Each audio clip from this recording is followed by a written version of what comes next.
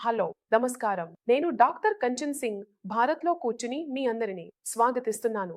మరియు ఈ వీడియోలో నేను మీ అందరితో మాట్లాడబోతున్నాను. మీకు ఫ్యాటీ లివర్ ఉంటే మీరు ఏ గృహోపచారం అనుసరించాలి, దాని ద్వారా మీరు మీ లివర్ను డిటాక్స్ చేయగలరు. అయితే వీడియోను ప్రారంభిద్దాం. భోజనం చేసిన తర్వాత దానిని జీర్ణం చేయడం మన డైజెస్టివ్ సిస్టమ్ పని. డైజెస్టివ్ సిస్టమ్ యొక్క పూర్తి నియంత్రణ లివర్లో ఉంటుంది. లివర్ శరీరంలోని అనేక ఫంక్షన్లను నియంత్రించే పని చేస్తుంది. దీనిలో లోపం మీకు తడుపు సంబంధిత అనేక వ్యాధులకు గురి చేస్తుంది. ఉదాహరణకు హెపటైటిస్, ఫ్యాటీ లివర్, మలబద్ధకం లేదా లివర్ క్యాన్సర్.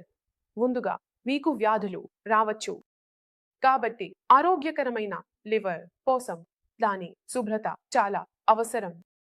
లివర్లో కూడా అనేక రకాల టాక్సిన్లు ఉంటాయి. ఇవి భవిష్యత్తులో అనేక వ్యాధుల ప్రమాదాన్ని కలిగించవచ్చు.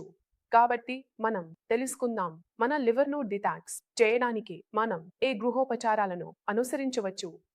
కాబట్టి మొదటి ఇంటి నివారణ పసుపు మరియు నిమ్మకాయ నీరు. తుర్మెరిక్ మరియు నిమ్మరసం నీరు మీ లివర్ శుభ్రత కోసం మంచి పానీయం. దీనికి మీరు 1 కప్పు నీరు, కొంచెం తుర్మెరిక్ మరియు నిమ్మరసం కలిపి మరిగించండి. దీనిని కొంచెం చల్లార్చి తాగండి.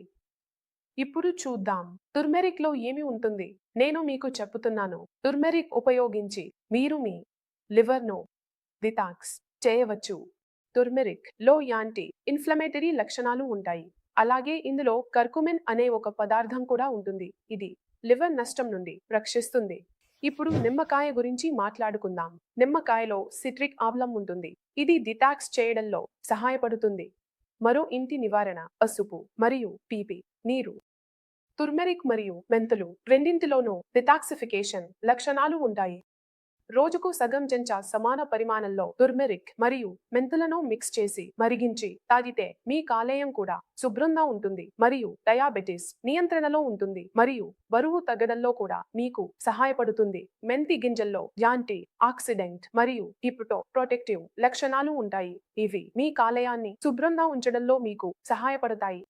మూడవ గృహ చికిత్స జింజర్. పి అంటే అల్లం. పి ఇది మీ కాలేయాన్ని డిటాక్స్ చేయడంలో సహాయపడుతుంది.